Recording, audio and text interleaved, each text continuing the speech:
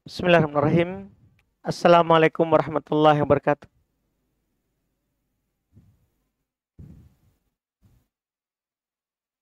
Innal hamdalillah nahmaduhu wa nasta'inuhu wa nastaghfiruh wa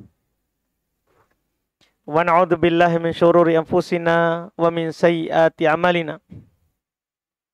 May yahdihillahu fala mudhillalah wa may yudlil fala hadiyalah. Asyhadu an la ilaha illallah wahdahu la syarikalah wa asyhadu anna Muhammadan abduhu wa rasuluh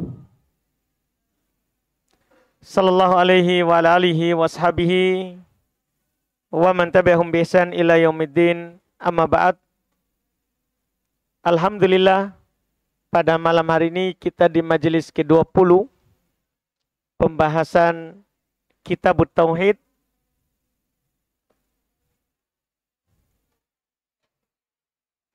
Alhamdulillah, pada malam hari ini kita masuk di bab yang belum sebutkan terkait dengan nadar.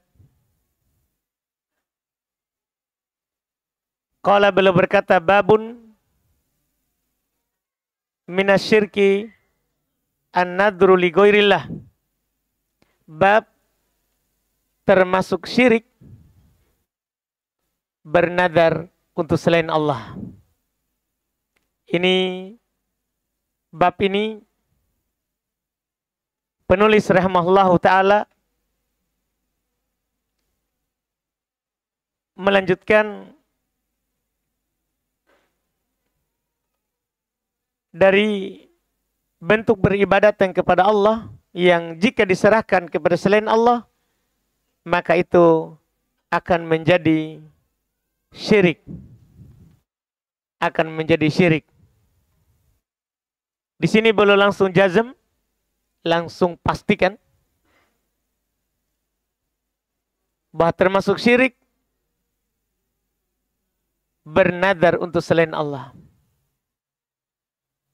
Dan ini sesuai dengan pembahasan yang disebutkan oleh al-fuqaha, pembahasan ahli fikih. Karena masalah nadar ini masalah di fikih sebenarnya. Cuman karena dia adalah bentuk ibadah, maka masuk di pembahasan tauhid. Al-fuqaha rahimahullah, para ahli fikih memang mereka menyebutkan khamsatun li ghairillahi syirkun. Ada 5 perkara kalau itu untuk selain Allah syirik. Ar-ruku' was-sujud wad-dzabh wal yamin. 5. Ruku', sujud, nadar, sembelihan, sumpah.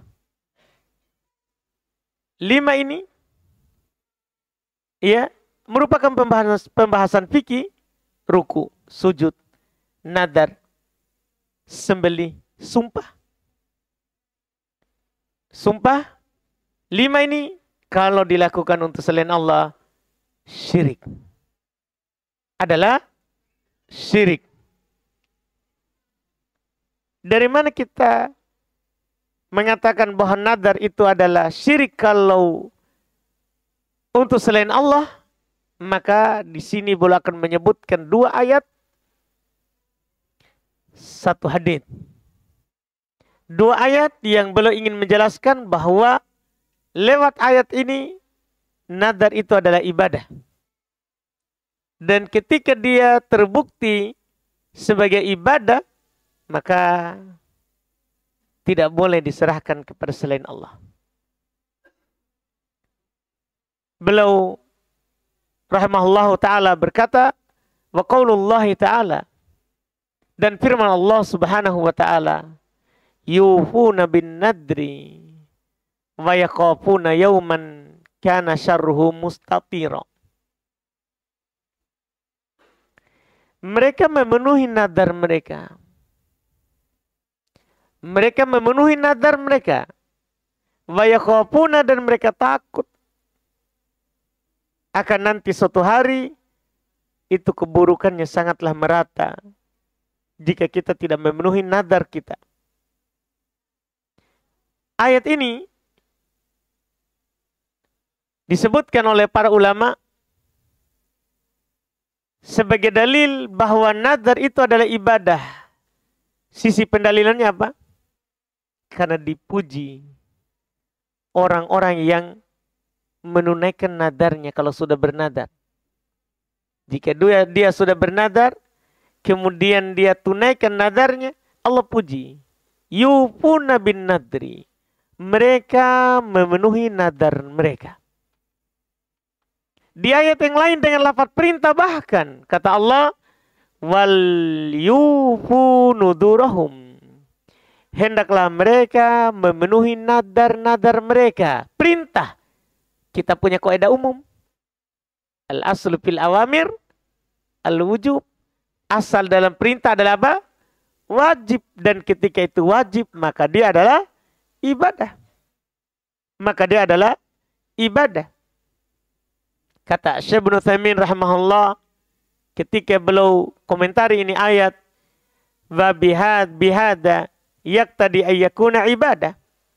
Ini ayat ini karena dipuji pelakunya mengharuskan bahwa nadar itu adalah ibadah.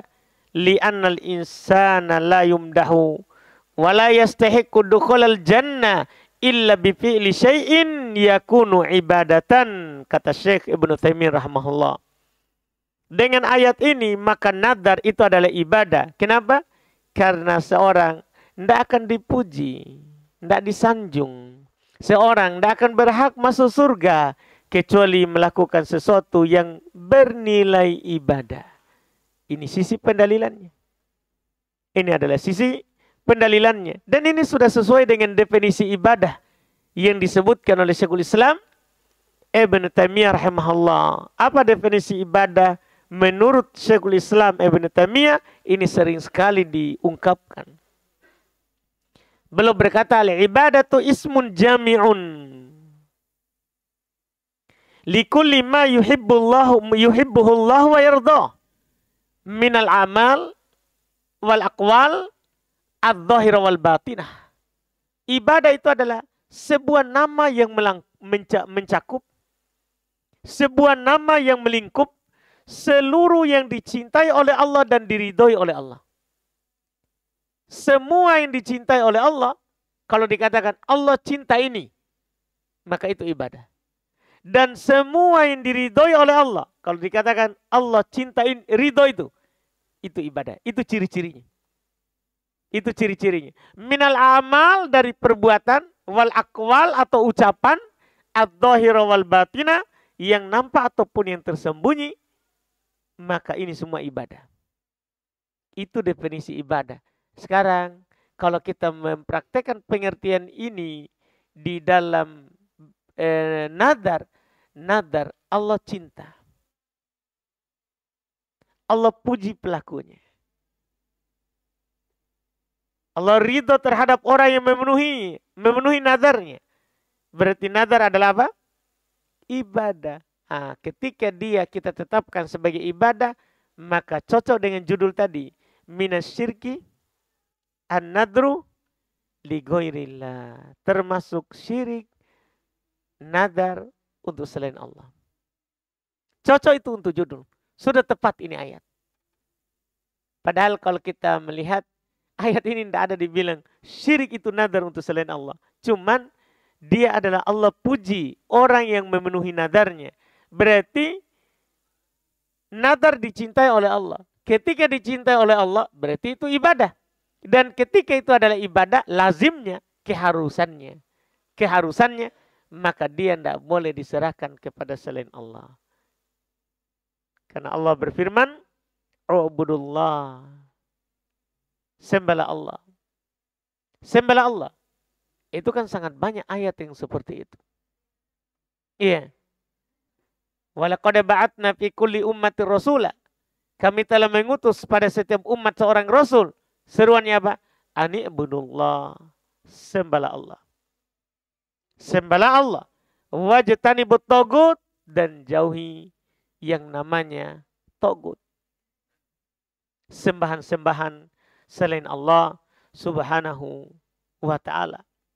Ini ayat yang pertama. Kemudian beliau sebutkan ayat kedua. Wa qauluhu, dan firman Allah subhanahu wa ta'ala. Wa ma anfaqatum min nafaqatin au nadartum min nadrin fa innallaha ya'lamuh. Ini lebih jelas lagi. Kalau nadar itu adalah ibadah. Kata beliau firman Allah subhanahu wa ta'ala. Wa ma anfaqatum min nafaqah. Apapun yang kalian infakkan berupa nafkah. Dan apapun yang kalian nadarkan berupa nadar. Digandengkan sedekah, infak sedekah dengan nadar. Sekarang pertanyaannya, infak sedekah itu ibadah atau bukan? Paham pertanyaannya? Infak atau sedekah sepakat itu adalah ibadah. Jangan berinfak kepada manusia. Hewan saja bernilai ibadah kalau kita berinfak kepadanya. Iya, kan semua pohon yang kita tanam kemudian dia berbuah dimakan oleh hewan. Itu bernilai sedekah. Itu bernilai ibadah. Apalagi kepada manusia. Makanya sepakat nafkah adalah ibadah. Digandengkan nafkah ini dengan nadar. Kalau di dalam pembahasan usul fikih, ini namanya dalalatul iktiron. Dalil penggandengan. Ketika Allah menggandengkan sesuatu, maka sesuatu itu sama. Ketika nadar digandengkan dengan nafkah bahasa kitanya, infak, sedekah, maka nadar itu adalah ibadah. Setelah kita putuskan dia adalah ibadah, maka kembali ke judul buku. Judul bab, minasyirki an-nadru li ghairillah. Termasuk syirik kalau kita bernadar untuk selain Allah. Karena dia adalah ibadah. Ini sangat tajam sekali kalau kita memperhatikan dan melihat pendalilan dari Syekh rahimahullahu ta'ala. Ditambah lagi penutup ayatnya. Fa innallaha ya'lamu. Sesungguhnya Allah subhanahu wa ta'ala mengetahuinya. Ketika Allah menggandengkan sesuatu dengan ilmunya, berarti Allah akan membalasnya. Karena tidak mungkin disampaikan Allah mengetahuinya kalau tidak ada dibalas. Orang yang berinfak akan dibalas oleh Allah subhanahu wa ta'ala dengan infaknya. Maka orang yang bernadar, ketika dia memenuhi nadarnya, maka dia akan dibalas dengan balasan dari Allah subhanahu wa ta'ala karena dia melakukan nadarnya. Walaupun secara asal, tidak boleh kita biasakan untuk bernadar. Bahkan Syekhul Islam Ibn Taimiyah mengatakan haram kita memulai nadar. Karena kita termasuk kikir. Kenapa dikatakan kikir? Tidak mau beribadah kepada Allah kalau tidak dikasih tahu maunya. Kalau tidak diberikan yang dia inginkan. Itu kan kikir. Makanya kata Nabi SAW, fa innama yustakhraju bihi minal bakhil. Nadar itu hanya mengeluarkan orang dari kekikiran. Karena dia bilang begini misal. Jika saya sembuh, saya akan berpuasa 3 hari. Berarti kalau dia tidak sembuh, tidak puasa. Ini kikir ini. Tidak mau beribadah kepada Allah. Padahal kita ini harus beribadah kepada Allah walaupun kita tidak sembuh. Makanya Syekhul Islam Ibn Taimiyah belum berpendapat bahwa haram memulai nadar. Cuman kalau kita sudah bernadar wajib kita penuhi. Selama itu ketaatan. Tapi jangan biasakan diri untuk bernadar. Iya. Karena Nabi memang katakan innahu la ya'ti bi khair. Nadar itu tidak mendatangkan kebaikan. Tidak baik orang itu bernadar baru beribadah. Nadar menyembeli baru menyembeli. Kalau tidak bernadar berarti tidak menyembeli. Kalau tidak bernadar dia tidak puasa. Kalau tidak bernadar dia tidak umroh. Tidak berhaji. Kalau tidak bernadar. Itu namanya kikir. Makanya Nabi bilang nadar tidak mendatangkan kebaikan. Cuman ketika seorang bernadar. Karena ketaatan kepada Allah, wajib dia penuhi. Dan kalau dia penuhi nadarnya, dia Allah akan membalasnya. Karena itu adalah ibadah. Dan ketika dia bernadar, kan itu adalah ibadah, tidak boleh untuk selain Allah. Harus karena Allah dan untuk Allah. Seperti sembelihan.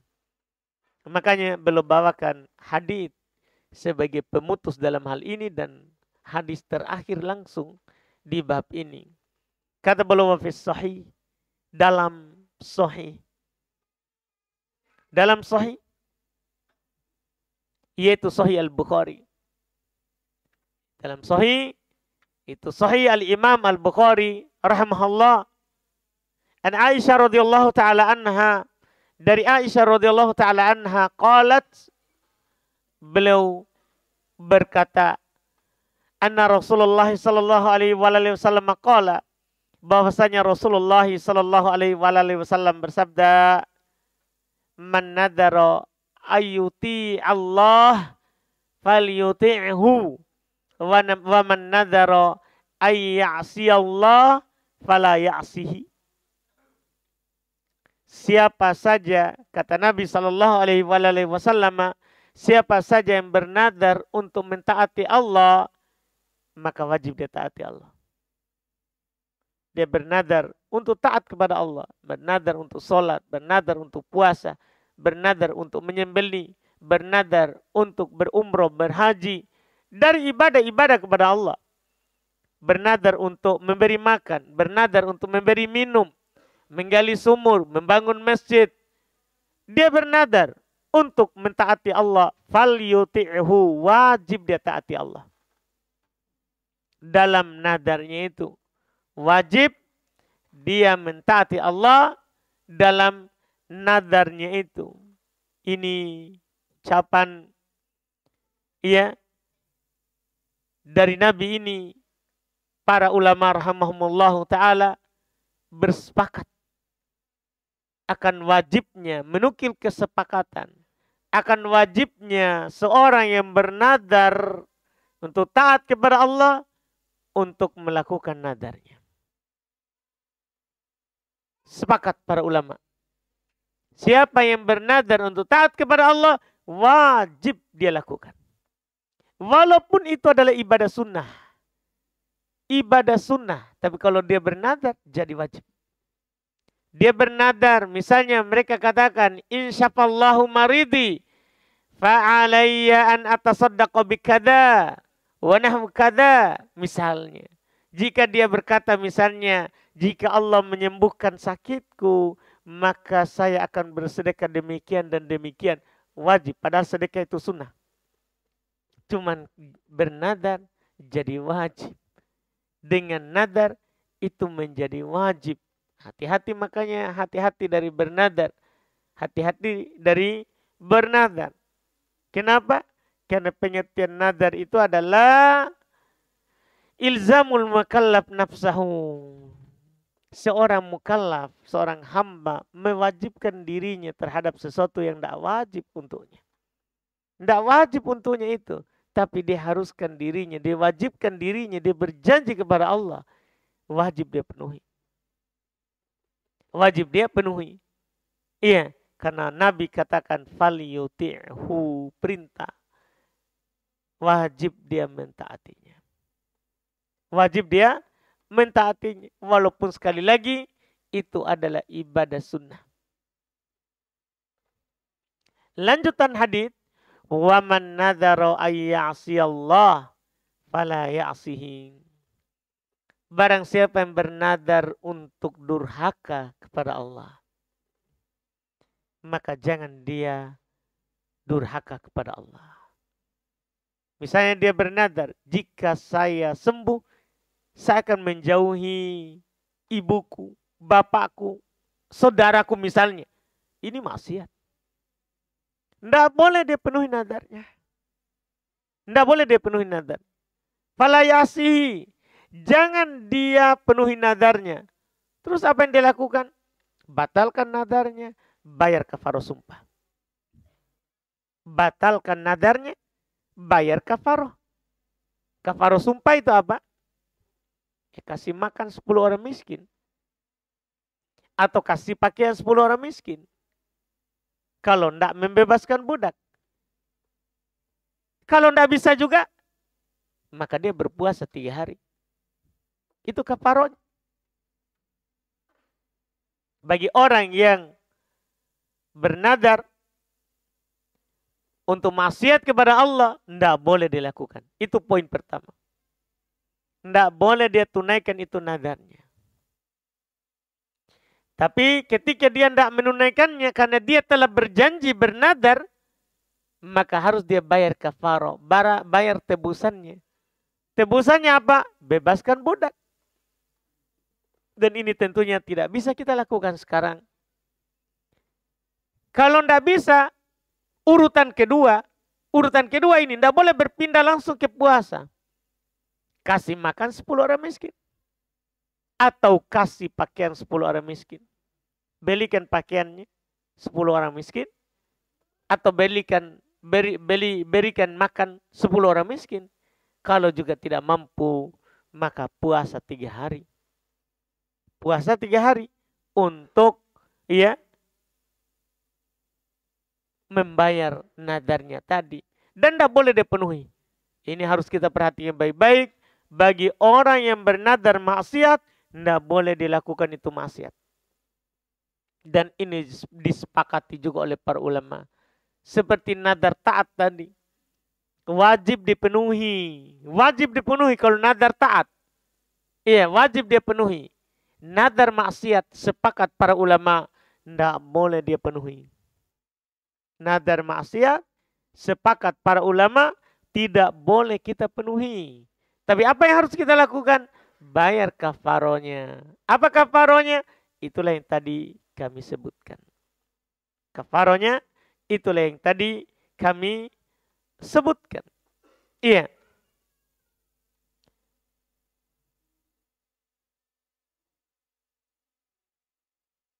Dan para ulama sebagai faedah membagi nadar itu seperti Syekh bin Baz, belum bagi nadar itu ada 5. Ada 5 sebagai faedah. Ada namanya nadar to'ah.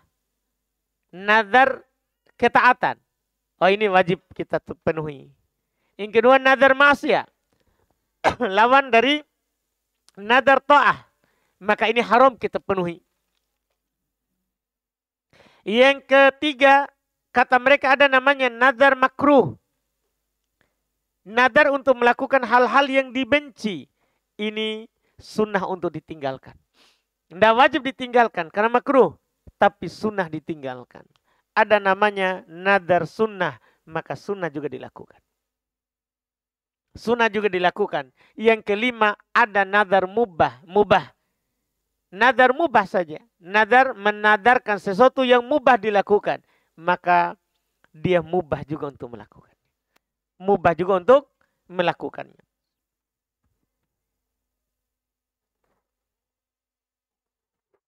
Ini yang Syekh bin Baz bagus juga beliau rinci. Bagus juga beliau rinciannya ini. Pada nadar itu ada 5. Ada nadar to'ah, wajib dipenuhi. Nadar maksiat, haram dipenuhi. Nadar makruh, sunnah ditinggalkan. Nadar sunnah, sunnah dilakukan. Nadar mubah, boleh dilakukan. Boleh dilakukan. Ini yang beliau sebutkan. Beliau sebutkan secara rinci terkait dengan nadar. Terkait dengan nadar. Untuk yang tidak dilakukan, maka bayar kafarah sumpah. Untuk nadar yang tidak dilakukan, apakah itu karena maksiat atau makruh, atau nadar mubah, ketika kita tidak melakukannya, maka atau nadar haram tadi, ketika kita tidak melakukannya, kita harus membayar kafarah sumpah. Kita harus membayar kafarah sumpah. Ini pembahasan yang terkait dengan nadar lewat 2 ayat ini dan 1 hadis. Dengan ini bab ini sudah selesai. Ini bab pendek saja alhamdulillah. Dan kita ambil lagi bab berikutnya nanti pekan depan. Karena sudah bab lain lagi, al-isti'adah. Al-isti'adah kita ambil lagi di pertemuan akan datang. Kita cukupkan dulu. Kalau ada pertanyaan, kita lanjut saja tanya jawab sambil menunggu adzan Isya.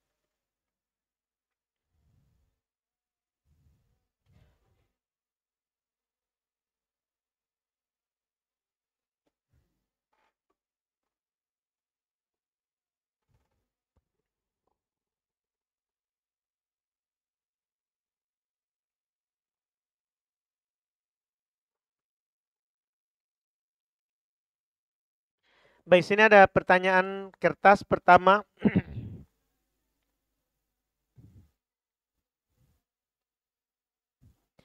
Ustadz, kalau ada tetangga yang bermaulid, lalu dia memberikan makanan kepada kita, misalnya telur atau yang lainnya, bisa jadi dimakan.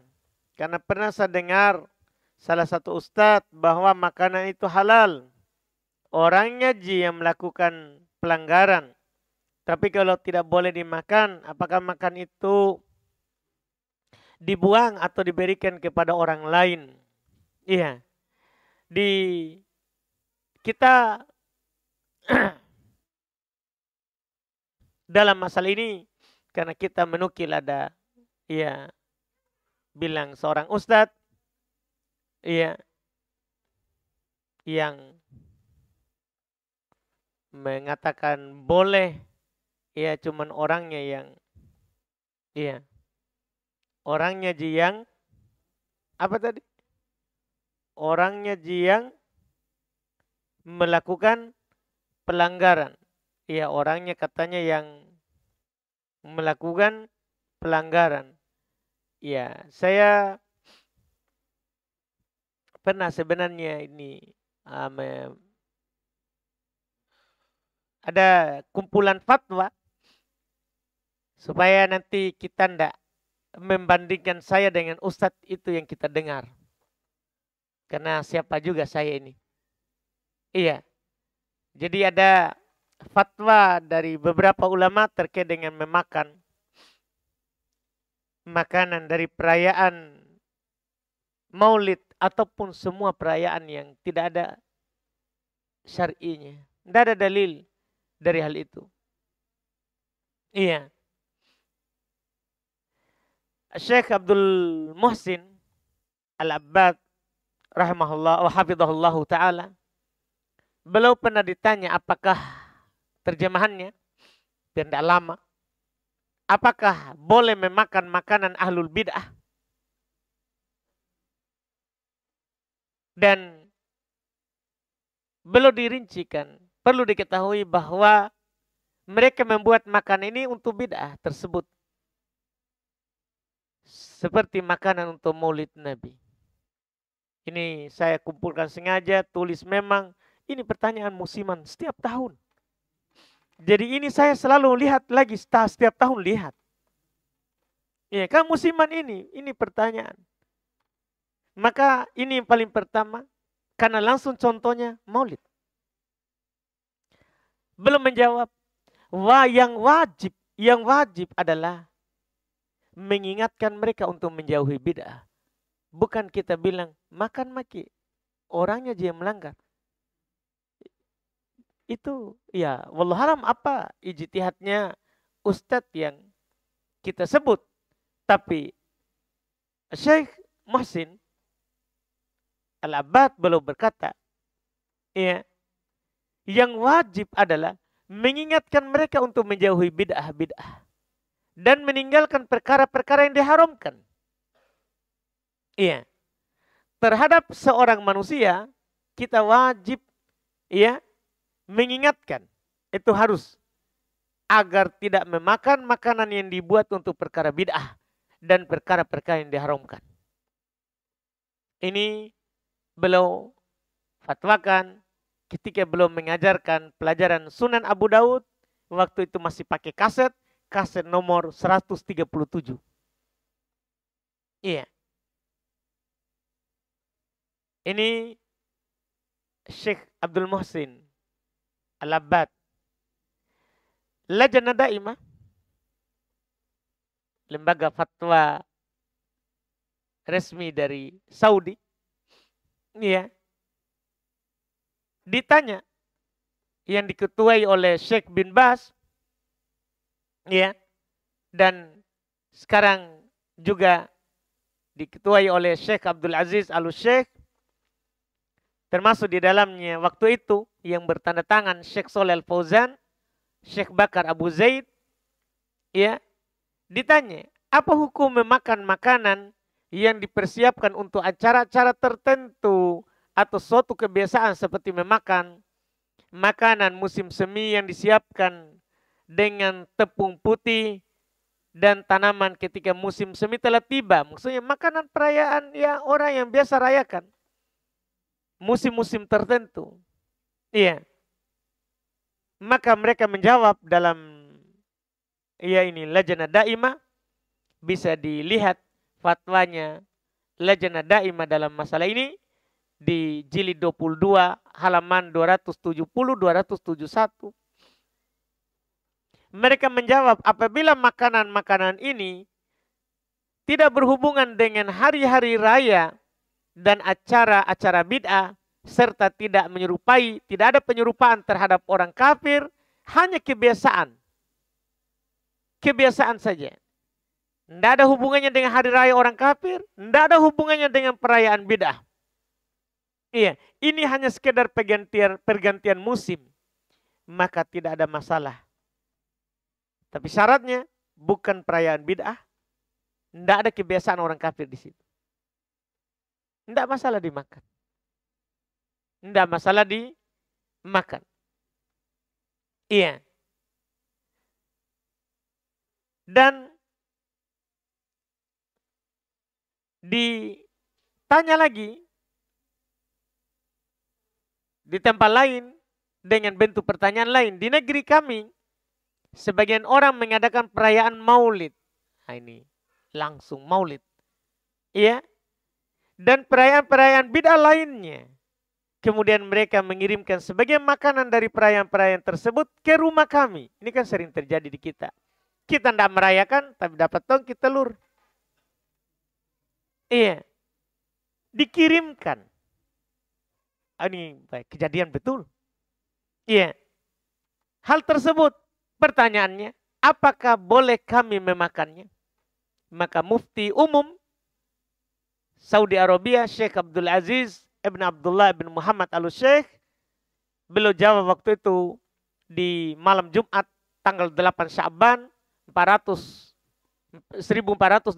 Sekarang 1447. Sudah lama sekali ini. Iya. Belum menjawab. Iya. Beliau katakan tentang acara-acara yang diselenggarakan untuk perkara-perkara bid'ah, tidak boleh memakan makanan pada acara tersebut. Karena makanan tersebut diletakkan di atas hal yang tidak disyariatkan. Itu jawabannya. Iya. Itu jawabannya. Dan banyak lagi fatwa lain di sini yang kita kumpulkan. Banyak fatwa lain ya yang kita kumpulkan bahwa memakan dari acara bid'ah itu tadi untuk wakil saja. Memakan dari acara bid'ah itu tidak dibolehkan. Kita buang, kita tidak memakannya dan tidak memberikan ke orang. Tidak memberikannya ke orang lain. Iya. Ini wallahualam terkait dengan memakan dari acara bid'ah seperti yang ditanyakan oleh penanya. Wallahualam. Tidak ada?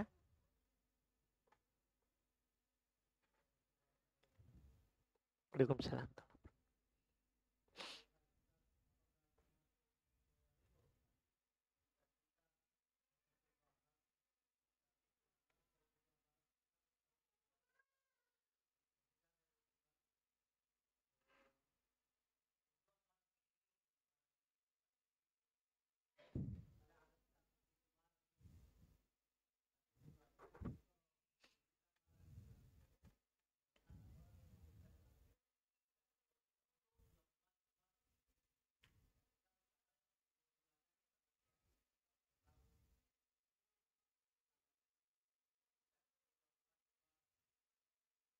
Kita beli barang, cicil, riba, Pak. Karena kita mau pinjam uang, bukan mau cicil barang. Ini yang disebut dengan bai'ul inah. Ini yang disebut bai'ul inah, Pak. yang diharamkan dalam syariat. Jadi bai'ul ina ini, orang ini sebenarnya tidak butuh barang. Dia butuh uang. Contohnya dia butuh uang 100 juta. Tapi dia hanya punya sekarang 25 juta misalnya. Maka dia pergi ke toko penjual mobil dengan akad DP mobil 25 juta. Dicicil. Setelah selesai transaksinya, dia pergi ke pihak pembelian. Kan dia lagi di penjualan. Di toko mobil itu kan ada penjualan, ada pembelian.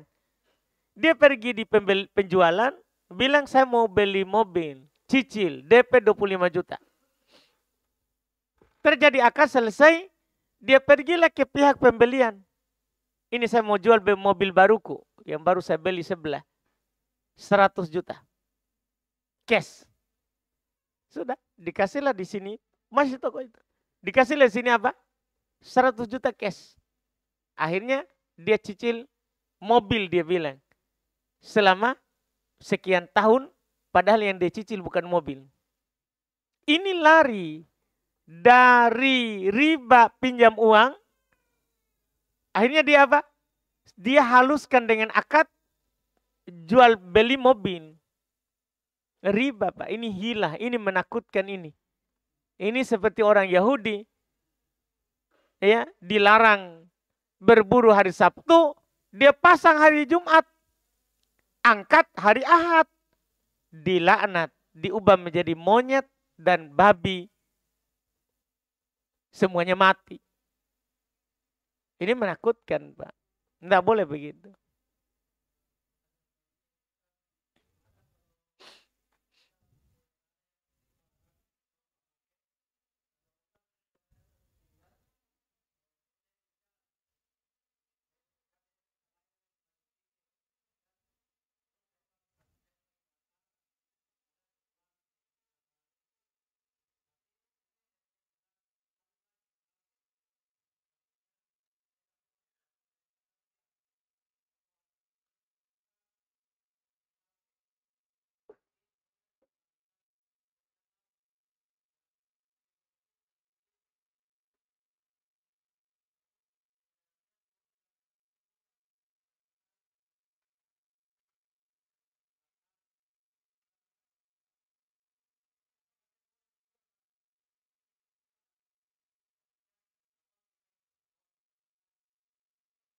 Bukan yang pertama ya. Jadi pihak pertama tidak mau juga terima kalau dikembalikan. Kalau kita jual untuk melunasi utang. Bukan untuk kembali lagi gandakan. Tidak Ji, yakin Ki. Iya. Jadi kita jual untuk menutupi utang toh? Iya. Yakin Ki.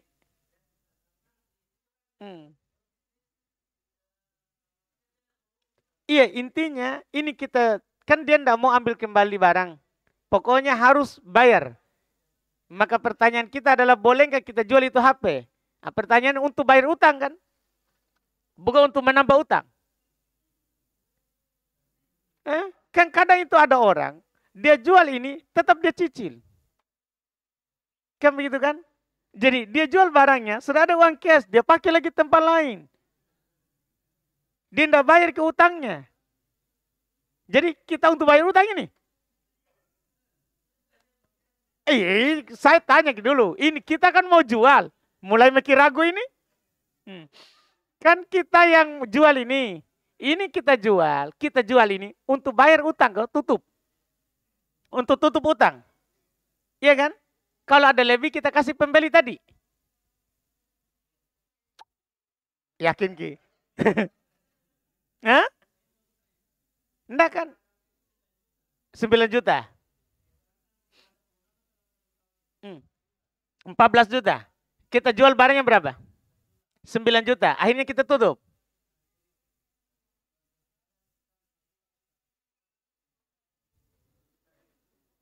Jadi DP tadi berapa? Tidak ada ya. Sekarang malah kita utang lagi. Kasihan.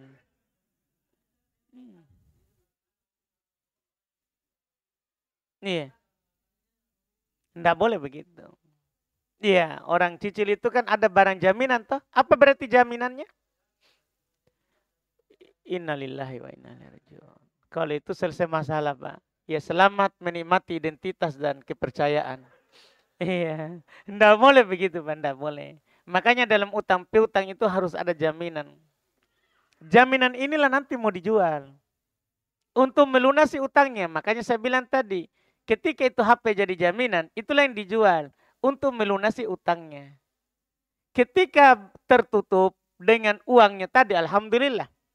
Ketika jaminan itu tidak menutupi, makanya itu seorang Pak kalau di bank, dia kaji itu jaminannya. Ini kalau dia macet, tertutup nggak? Dia taksasi dulu baik-baik ini barang.